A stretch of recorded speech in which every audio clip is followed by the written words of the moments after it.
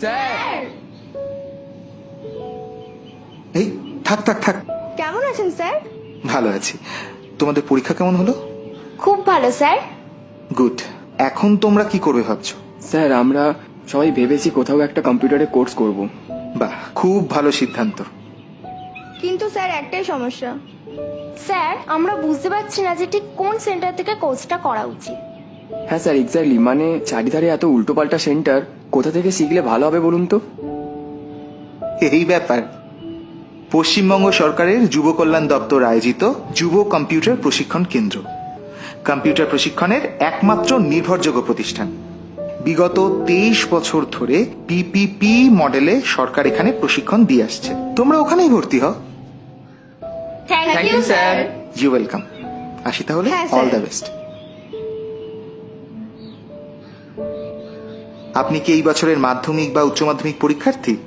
তবে পরীক্ষা ঠিক পরেই অবশ্যই কোনো ভালো কম্পিউটার সেন্টারে কম্পিউটারে ট্রেনিং নিন, নয়তো আপনি কিন্তু যুগের থেকে এবং চাকরির বাজারে পিছিয়ে পড়তে পারেন। আর ভালো কম্পিউটার প্রশিক্ষণের একমাত্র নির্ভরযোগ্য ঠিকানা হচ্ছে পশ্চিমবঙ্গ সরকারের যুব কল্যাণ দপ্তর আয়োজিত যুব কম্পিউটার প্রশিক্ষণ কেন্দ্র। কোর্সগুলিকে রাজ্য সরকার সরাসরি নিয়ন্ত্রণ করে। সরকারি শিলমোহরযুক্ত সম্পূর্ণ সরকারি সার্টিফিকেট।